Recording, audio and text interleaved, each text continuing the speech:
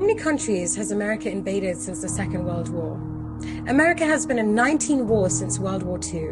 The death toll from modern American wars killed in the name of freedom is over 20 million and counting. They have overthrown 36 governments, attempted to assassinate over 50 foreign leaders, and dropped bombs on people in over 30 countries. Syria was the latest of 14 countries in the Islamic world that US forces have invaded, occupied, or bombed.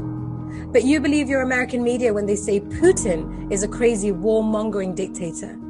Is your self-righteous indignation based on an understanding of basic history, or just triggered by the next new bandwagon that is trending on mainstream media? 90% of these deaths are ordinary men, women, and children. They started the Korean War, the Vietnam War, the Gulf War. In the last 60 years or so, the list of countries the US invaded includes Bosnia, Cambodia, the Congo, Cuba, El Salvador, Guatemala, Indonesia. There's been wars in Iraq, wars in Afghanistan, wars in Syria, Central America. They are the global bullies, destroying any country in the name of democracy and human rights. But the intention has always been to strip the nation of its resources and enrich their military-industrial complex. Now, what about Britain? Did you know that there are only 22 countries in the world that the UK have not invaded or helped in starting a war? The hypocrisy of the West is an abomination. Where was the sanctimonious outrage when Israeli armed forces bombed and shot Palestinian children armed with nothing but stones? Where was the sense of injustice when George Bush and Tony Blair invaded Iraq? Even after the UN weapons inspector Hans Blix visited Iraq and confirmed that there were no weapons of mass destruction.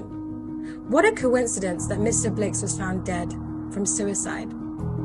Do any of you actually know Ukraine is not even a sovereign country? The state of Ukraine does not exist.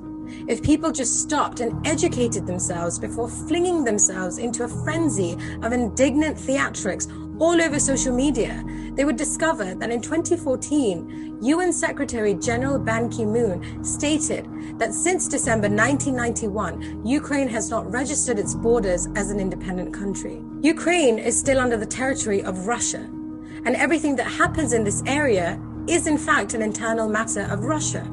And as far as Putin is concerned, there is no invasion. But now suddenly you're all Ukrainian. You all stand with George Soros, Hillary Clinton, and Marina Abramovich.